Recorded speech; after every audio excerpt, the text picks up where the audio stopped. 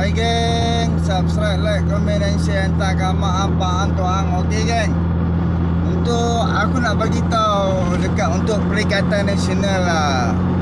Janganlah terlalu koyak. Sebab kami tahu untuk majoriti ahli di dalam Perikatan Nasional adalah orang-orang PAS. Orang PAS ni depa dah tak ada modal lain. Depa tak ada modal ekonomi.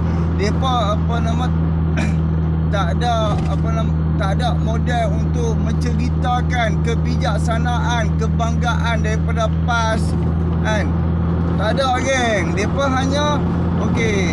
hanya menentang parti musuh, parti lawan dengan menggunakan agama. Oh, orang ni komunis, orang ni LGBT, orang ni liberal, orang itu, orang ini. Aku nak tanya hang, liberal tu hang tahu dah apa? Kira macam apa maksud dia? Liberal ni hang boleh search lah, hang search dekat YouTube lah mana agak apa itu liberal. Lepas tu hampir dengan ML Studio pun ada cerita, dan ada lagi beberapa lagi orang dia kira macam dia cerita. Liberal yang ditubuhkan pun kan, negara yang tubuhkan liberal tu pun menolak LGBT, menolak kan benda-benda hak yang memberi padah kepada manusia kan. Sebab kita pun tahu bila macam homoseksual ni, kita berseks ke apa ke, bila macam salah cara, dia akan bagi kesan yang buruk kepada manusia. So di dalam liberal tahun bila atau depa pernah tubuhkan liberal tu pun, homoseksual pun depa tolak kan. Jadi hang boleh study dululah. Okey, kalau untuk orang Perikatan Nasional ni, janganlah terlalu koyak. Koyak hampa itulah melambangkan inilah perangai PAS. Inilah perangai malaun. Inilah perangai walaun. Sebab apa? Memalukan. Dahlah hampa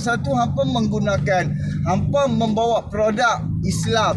Hampa macam membawa produk Islam. Lepas tu Islam cakap tak boleh tuduh kan, ataupun tak boleh fitnah, tak boleh keluarkan kata-kata yang kesat. Tak boleh bagi jadi pergaduhan ketenteraman, macam mengganggu ketenteraman negara ataupun satu negeri, memberi ancaman kepada bangsa-bangsa lain. Dan juga pun tak boleh macam-macam. Tapi untuk parti PAS ni, Perikatan Nasional ni, PAS ni yang duk bawa imej Islam, hampa yang memberi masalah.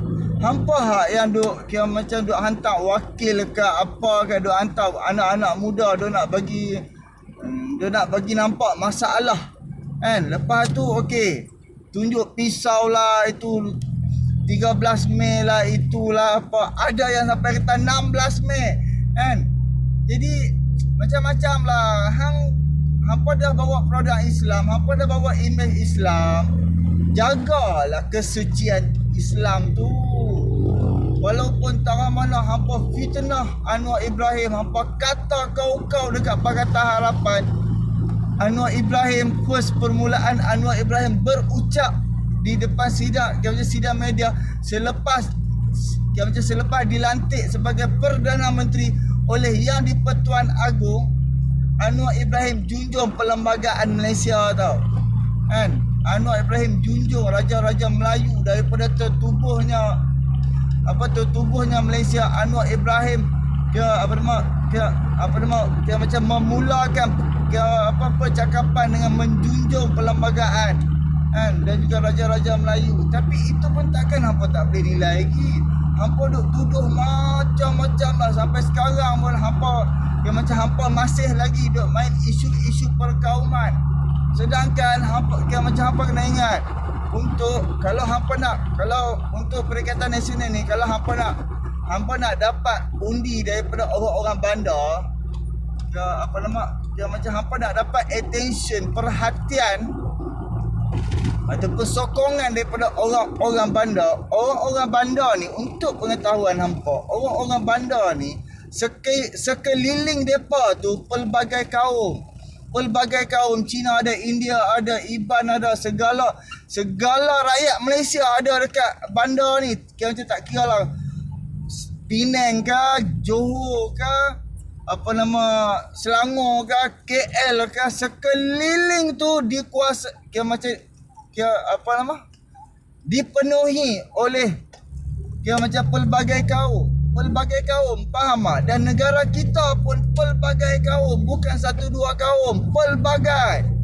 Jadi kita nak kita hidup dalam keadaan sejahtera, tak mau bergaduh. Tapi atas apa yang hampa duk bawa sekarang ni, atas apa yang doktrin hak yang budak-budak muda ada, budak-budak tua pun ada hak yang duk bawa isu perkauman ni. Hampalah punca perpecahan. Kita kena ingat, agama Islam, agama rasmi dalam Malaysia tak boleh usik. Anwar Ibrahim tu dia jadi Perdana Menteri, dia tak besar mana pun. Kan? Dia tu ibarat orang suruhan je. Raja-raja Melayu dan juga yang di-Pertuan Agong paling besar kuasa dia. Sebab raja-raja Melayu dia boleh pecat Anwar Ibrahim, sebab tu dia boleh lantik Anwar Ibrahim. Kan? Jadi atas apa hak yang malaun pas ni hak duk bawa, depa duk buat macam Malaysia tak ada raja-raja Melayu, Malaysia tak ada undang-undang. Sebab itulah depa boleh tuduh kalau Pakatan Harapan ni dia akan buat ni, LGBT lah, kahwin laki sama laki. Bro, ini Malaysia, babe, ada undang-undang. Kalau aku hina agama hang, lepas tu hang boleh dakwa aku hina agama bangsa apa-apa, depa boleh buat report, aku boleh ambil tindakan. Sama sama juga ada orang hina agama kita boleh pergi buat report dan polis akan ambil tindakan atas perbuatan ataupun kelakuan ataupun percakapan kita yang melanggar undang-undang. Jadi tolonglah, jadilah manusia yang berfikir, manusia yang berpengetahuan, dan juga manusia yang berpengetahuan, dan juga manusia yang berilmu. Seperti mana video aku semalam, aku dah cakap kita nak pilih seseorang, kita nak pilih seseorang pimpinan. Kita ambil tahulah dulu latar belakang dia. Siapakah dia tu? Dia tu siapa sebenarnya? Dia tu siapa? Apakah kelebihan dia? Kelebihan pengetahuan, pengalaman dia. Macam mana kalau dia jadi Perdana Menteri, macam mana dia boleh bawa keuntungan supaya pelaburan mai masuk dalam Malaysia, peluang-peluang akan terwujudnya peluang pekerjaan. Jadi kita perlu ambil tahu, kita perlu fikir, kita perlu siasat. So barulah kita boleh menilai seseorang tu. Ini aku tahu PRU 14 Perikatan Nasional ni majoriti depa dapat undi daripada anak muda. Disebabkan kita pun tahu anak muda ni depa kan suka merempit, suka dok main motor kan. Jadi yang mana baru dok main kereta, okey depa akan tahu soal kereta. Lepas tu bila depa tengok kawan-kawan depa ni banyak dok konvoi apa semua, so depa akan minat, depa akan suka konvoi apa macam apa semua ni. So sebab itulah demi agama Islam kan, demi agama Islam. So depa pun pas nak bawa agama Islam. Sebab itulah boleh katakan majoriti berapa puluh persen depa sokong perikatan. Tapi depa tak tahu PAS ni siapa dia daripada dulu, apa yang dia perjuangkan puluhan tahun. Dia perjuangkan RUU 355, dan setelah dia ada dalam kerajaan langsung sikit pun dia tak sebut. Sama ada dia nak buat RUU 355 ataupun hudud, sikit pun dia tak sebut. Dan dia bagi alasan, pelbagai alasan. Oh, dulu kita pembangkang, bolehlah kita menjerit macam-macam. Kita dah jadi kerajaan kan. Oh, susah nak buat kan. Tapi cuba hang fikir RUU anti lompat parti senang je diluluskan. Tapi kenapa RUU 355 pada pendapat aku lebih mudah, lebih senang daripada anti lompat parti. Lebih senang hang yang bentang dan terus bentang, dan juga berbahas siapa yang sokong, siapa yang tak sokong, siapa yang faham, siapa yang tak faham, dan akan buat undian di dalam sidang parlimen. Dan bila dah buat undian di dalam sidang parlimen, okey, Perdana Menteri perlu membentangkan kepala Yang di-Pertuan Agong, sebab setiap minggu setiap minggu Perdana Menteri perlu menghadap Yang di-Pertuan Agong dan membentangkan kepada Yang di-Pertuan Agong apa yang dah buat, apa yang akan buat, macam-macam. So lepas tu barulah kalau macam Yang di-Pertuan Agong setuju, Yang di-Pertuan Agong akan bawa macam RUU tersebut pergi bermesyuarat dengan Raja-Raja Melayu. Dan apabila Raja-Raja Melayu bersetuju, of course lah RUU tu senang terus dapat dilaksanakan. Tapi kalau tak usaha untuk membentangkan, kalau tak usaha untuk bila tak usaha untuk menjadikan sesuatu tu, macam tak ada guna lah kan.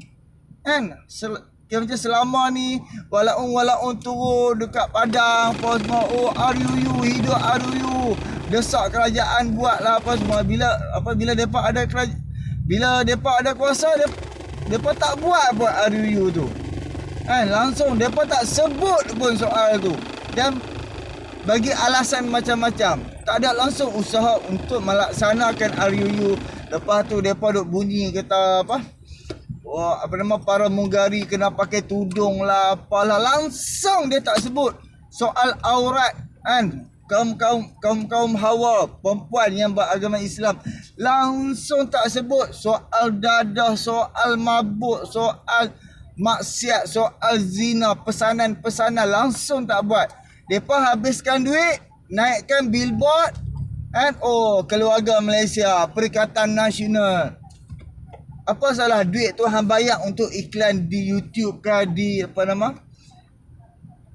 mana-mana hak yang boleh buat iklan, bagi pesanan kepada rakyat Malaysia, jaga semayang, tutup aurat dengan sempurna, tunailah tanggungjawab, keluarlah zakat.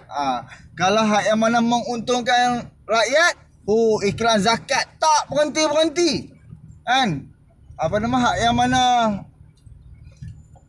macam mana cakap, hak yang mana menguntungkan kerajaan, keluarlah ada zakat, itu zakat separuh daripada iman lah, ini zakat wajib lah, macam-macam. Itu disebabkan bila rakyat keluarkan duit untuk membayar zakat, kerajaan yang untung.